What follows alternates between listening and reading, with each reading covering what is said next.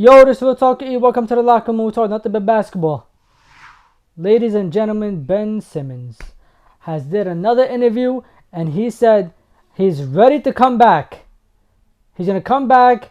He's ready to play. Back then, he wasn't playing to his best ability. Now he's way better. Now he could do more than what he showed us he could do last time. Now he could play up to his skill level.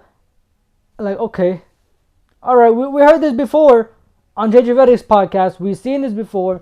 We've heard these words. We've seen him come out and be like, I got this. Now I'm going to come out. I'm going to play hard. You're going to see a different Ben Simmons this year. Da-da-da. And never happened. Now, I see a lot of people come out here and they're calling him a liar. They're saying he's stealing money. He's doing this. He's doing that. A lot of things that I don't know if I'm ready to say yet. I might change my mind as the video goes on. I might. I'm not going to lie to you. But for right now, I'm not ready to say that. If you don't know what happened, honestly, I don't think you're even involved in NBA sports media, whatever. I don't even think you care enough, because what the hell? How do you not know what happened? But anyways, I'll fill you in. Long story short, Ben Simmons was playing for Philadelphia. 2021 playoff comes. The whole situation with Trae Young happens. And then he decides, you know what, I don't want to play for you guys no more. I'm going, and he went through his mental stuff. He went through his mental issues or whatever. He did go through some mental stuff, you could tell. And then he was like, you know what, I'm just not going to play at all. You're not respecting me. I'm not going to play at all. He showed up to practice. They started talking about he had some things in his pocket. He had his jersey or water bottle in his pocket. He didn't want to suit up to play. Basically everything they're about to start doing to James Harden. Yeah, they did it to Ben Simmons first.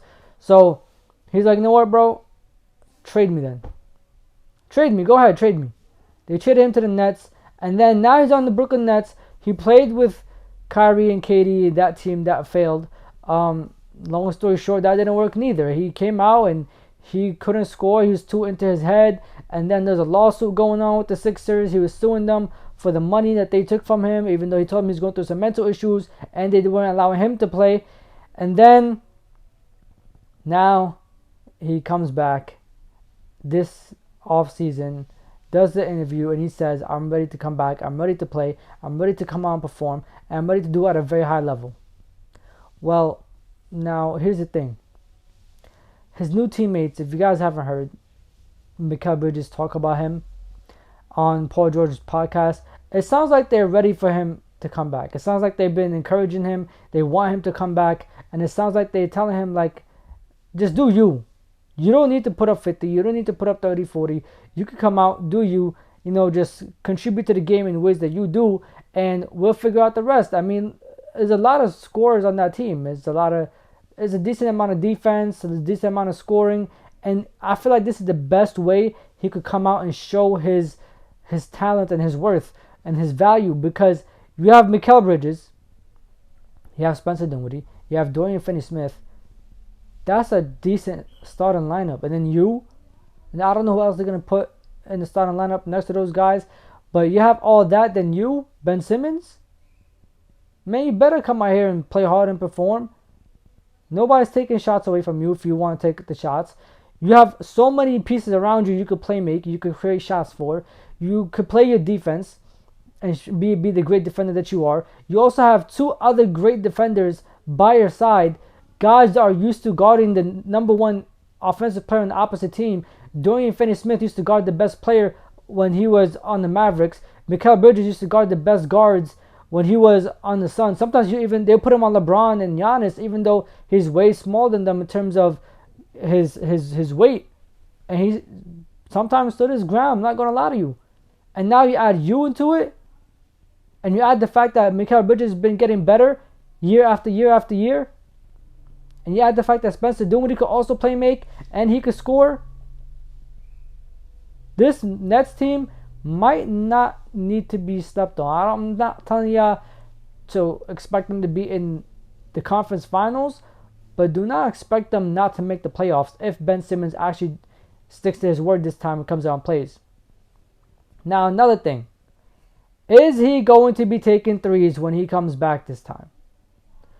Will we see Ben Simmons finally attempt a three-point shot? Now we've seen him take and attempt 3-point shots before, but I think we've only seen him take like 2 or 4 shots from beyond the arc.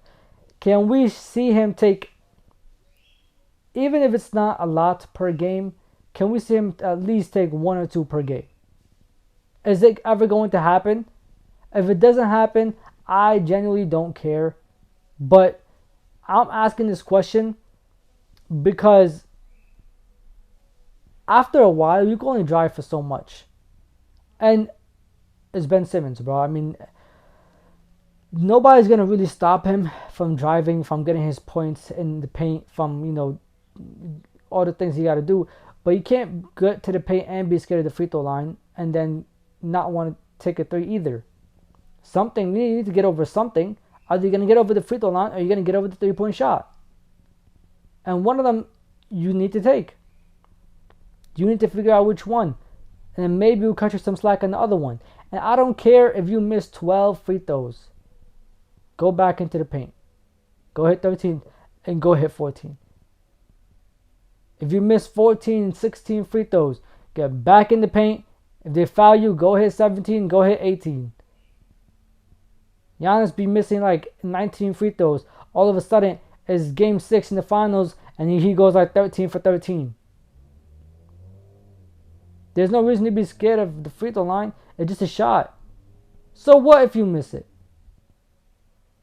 Something needs to be done here. And then it's same thing with the three. Take it. Why not? But, like I said, something needs to be picked over here. Something needs to be, mentally fixed, because there's no way you're going to get to the paint and not get to the free throw line. It's just not possible for you to live in the paint and not be in the free throw line. And everybody pretty much knows his weakness at this point is the free throw line and the 3-point shot. If you send him there, he's going to have a long night. So you're going to have to get over one of them. If you say you are over them, if you say you're mentally ready to come back, that means you've at least came to terms that you're going to have to take one of them, if not both of them.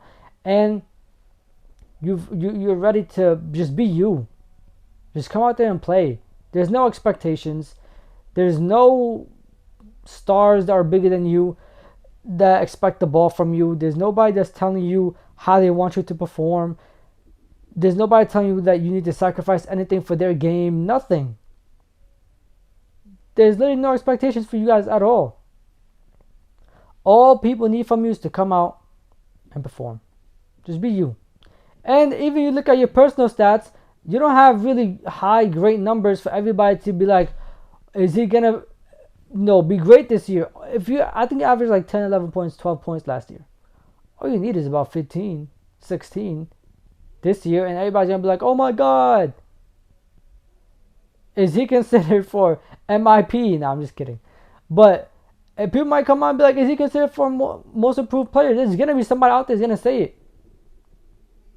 If you come out there averaging like 16, 18 points with your defense, with, even if you start hitting like, I don't know, not even hitting, just taking 5 to 6 free throws a game, they're going to be like, oh, like, damn, like, Ben Simmons is improving. And there will be some idiot out there, right, on TV that's going to sit there and be like, Ben Simmons might have to win a most improved player of the year this year, which is going to make no sense. But there's going to be some idiot out there that will say that. Now, do not come out in the beginning of the year, do bad because you haven't played in a long time, and then lose your mental stability again. You have to come out expecting that you might not be the greatest Ben Simmons we've seen. Even though you have came into training camp, I'm pretty sure you're going to go to training camp, you're going to play, whatever. But even if you're going to do all that, don't expect to be the top you've been. Like, don't expect, having the pause. But don't expect to be at the top and be, how you used to be. I mean, maybe like around the 15th game, the 10th game. And if you're really in good condition, maybe even around the 5th game. You're going to snap back into it. And you're going to be the same, if not better than last time. And like I said, there's no expectations. So just play hard. Be you. There's nothing you can lose. There's a lot you can gain. I'm telling you right now. And then for everybody saying he stole money, da da da, it's hard to speak on a topic like that when you was not there. Like everybody that's talking about he stole money, he's stealing money by not playing, da da da. Nobody was actually there during that situation, bro. And the reality is, no one knows what a person is going through. Like sometimes somebody could be going through so much, and the closest people near them won't even know that they went through all that. Sometimes somebody could be emotionally dead, and people near them, the closest people to them, won't even know. So you can't say he was stealing money. You get me? Things happen. But anyways, that's enough of me rambling and chatting. It's time for y'all. Let me know. Chatting down below. Like, comment, subscribe, and share. This is Real Talk with Ian. It's time to leave the locker room. I'm going to catch y'all. Safety in my hearts. Irving puts it up. It's good. Kyrie Irving from downtown. The officials have to review it. And the Lakers win the game. Banks it in. He banks in the three to win it. Good. That's why he's NBA All-Defensive Team. Adebayo, sky high with the block and rejection. This is for the win. Got it. Wow. At 7, working against Butler, got down.